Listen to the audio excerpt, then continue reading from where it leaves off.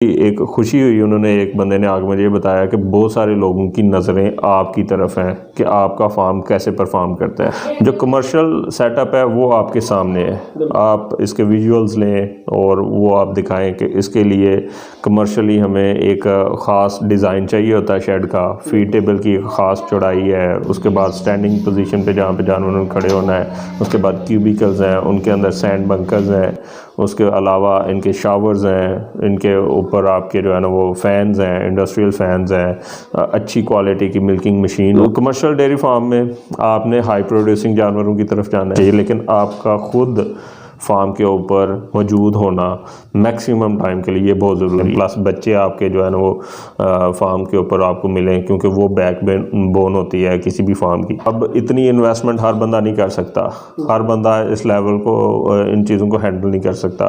तो हमारी जो व्यूअरशिप है वो तो जनरल पब्लिक है, 90% लोग वो क्या करें। तो देखें, हमारी जो लोकल ब्रीड है उसमें बहुत सारे प्लस पॉइंट्स हैं कि लोकल जो हमारे किसान हैं वो इससे प्रॉफिट ज़्यादा क्यों नहीं ले सकते। सबसे पहली चीज़ ये है कि हमें न्यूट्रिशंस को हम बहुत कम समझते हैं, मैं खुद भी सीख रहा हूँ इस चीज़ को। लेकिन गर्मियों में जो चरी ज्वार का चारा हम लोग कॉमनली यूज़ करते हैं वो प्रोडक्शन वाले जानवरों के लिए सही सूटेबल नहीं है।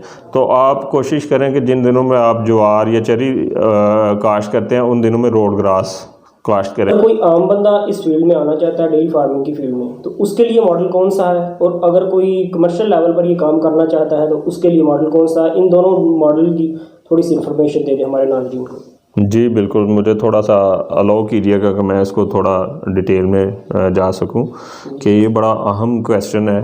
इस पे मेरे पास अक्सर लोग आते हैं जो डिफरेंट मार्केटिंग कंपनी से होते हैं और कुछ हमारे इलाके के लोग भी हैं। उन्होंने मुझे बड़ी एक खुशी हुई, उन्होंने एक बंदे ने आगे मुझे ये बताया कि बहुत सारे लोगों की नज़रें आपकी तरफ हैं कि आपका फार्म कैसे परफॉर्म करता है। अगर आपका फार्म ये प्रोजेक्ट सक्सेसफुल हो गया तो बहुत सारे लोग इस इलाके में, इस एरिया में, इस सेक्टर में इन्वेस्ट करेंगे, तो वो आपकी आउटपुट को देख रहे हैं।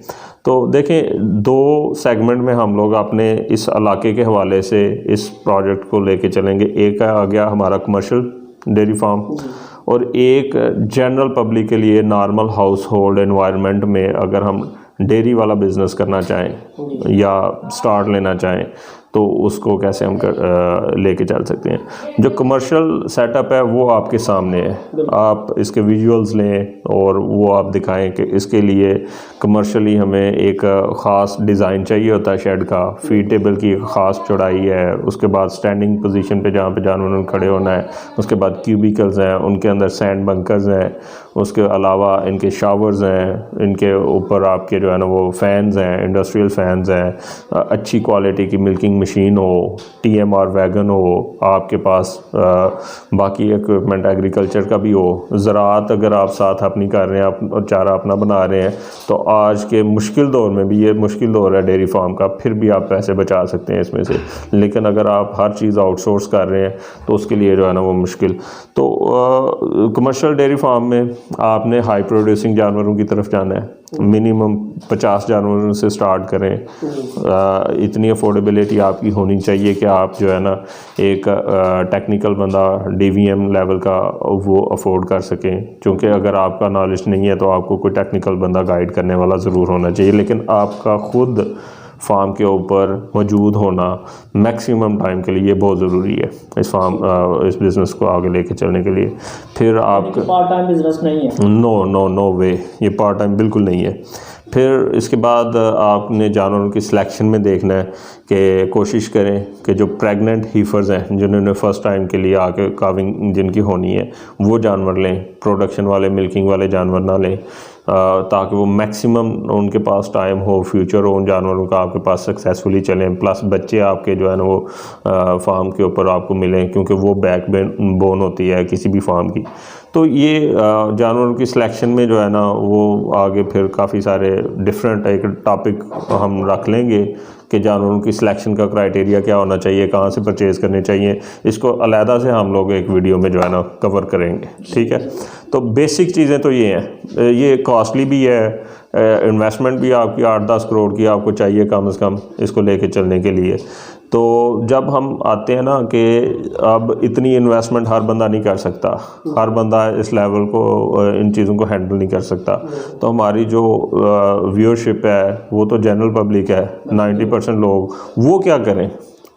हम लोग सारे देहाती बैकग्राउंड से हैं, तो हर किसी को जानवरों से प्यार है, उसका दिल करता है कि मैं, तो वो 10-10 लाख की गाय ना ख़रीदे, क्योंकि उनको हैंडल करना भी मुश्किल होगा, उनके लिए सेटअप भी आपको इन्वेस्टमेंट उसके लिए भी ज़्यादा चाहिए, उनकी हाउसिंग के लिए, उनको रखने के लिए, तो उनकी फीड इंग्रेडिएंट भी महंगे होंगे। तो देखें हमारी जो लोकल ब्रीड है उसमें बहुत सारे प्लस पॉइंट्स हैं, उनको उनके प्लस पॉइंट्स उठाए जाएं और इम्पोर्टेड ब्रीड के जो प्लस पॉइंट्स हैं उनको मिला के एक क्रॉस ब्रीड के अंदर हम लोग जाएं।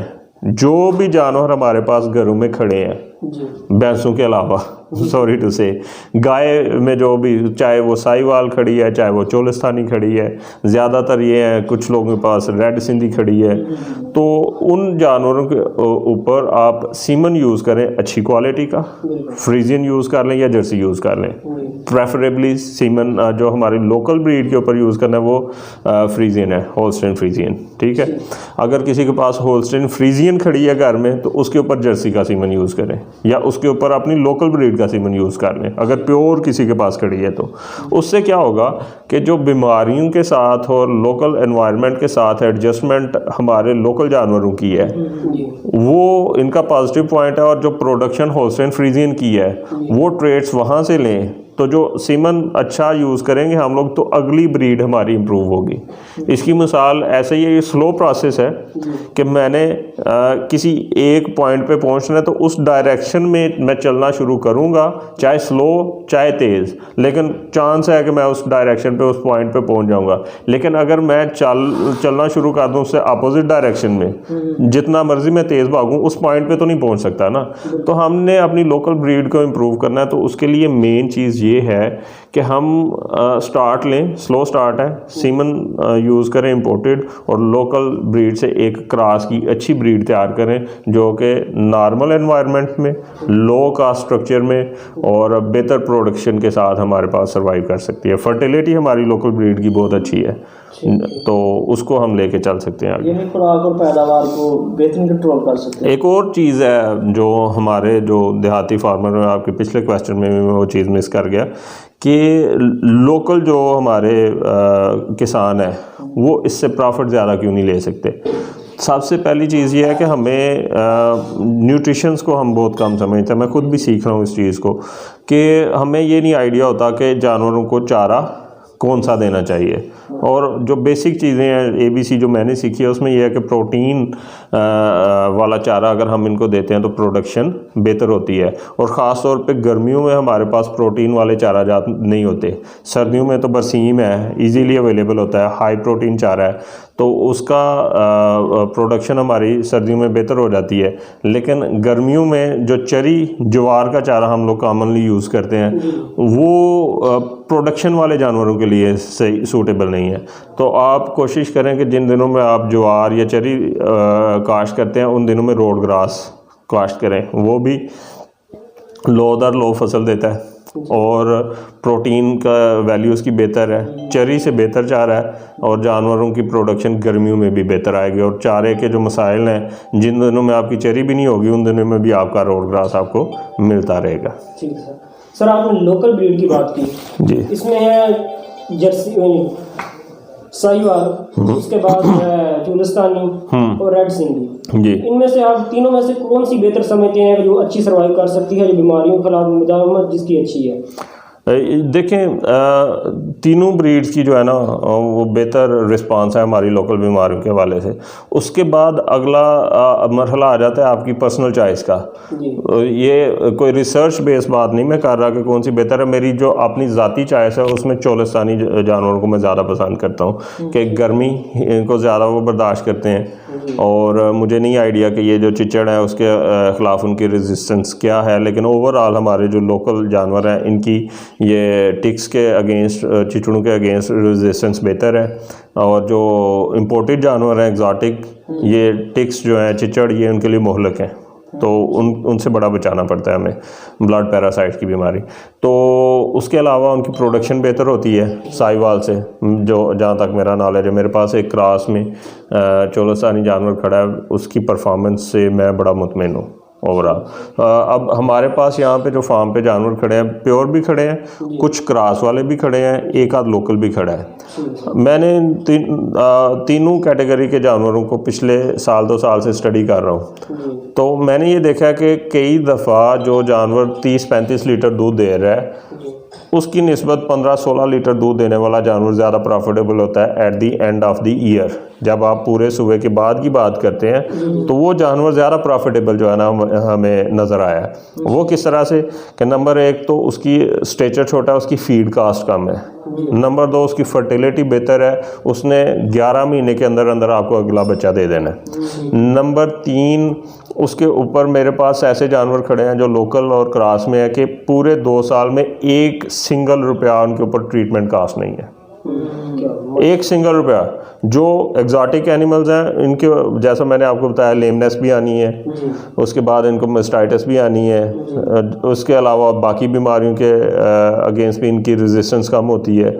तो एक जानवर 30-35 लीटर दूध दे रहा है, उसका पोटेंशियल है, उसको साल में 2 दफ़ा मास्टाइटिस हो गया, वो 15-15 दिन या एक हफ्ता स्टे किया, प्रोडक्शन भी डिक्रीज़ हुई, ट्रीटमेंट कास्ट भी उसके ऊपर ज़्यादा आ गई, और अगर उसको सब क्लिनिकल कोई और इशू चल रहा है तो वो ट्रीटमेंट लंबी भी जा सकती है, और खुदा न खास्ता कई केसेस में मास्टाइटिस से शुरू होने वाला मसला जानवर की जान भी ले जाता है, क्योंकि वो अगले मरहले में दूसरी बीमारियों के अंदर चला जाता है। तो ये सारी चीज़ें हमें देखनी पड़ती है कि किस जानवर के ऊपर प्रोडक्शन, पीक प्रोडक्शन के अलावा उसके ऊपर ट्रीटमेंट कास्ट क्या रही, उसके ऊपर कितने स्ट्राज यूज़ करने पड़े हमें उसको प्रेग्नेंट करने के लिए, वो कितने देर बाद जाके प्रेग्नेंट हुआ, कितना अरसा जो है ना उसने, जो साल के अंदर बच्चा देता है वो जानवर ज़्यादा प्रॉफिटेबल है, जिसने 1.5 साल के बाद एक बच्चा देना है वो कम प्रॉफिटेबल है। तो ये सारे फैक्टर्स कैलकुलेट करके तो फिर प्रॉफिटेबिलिटी निकलती है एक्सोवे की।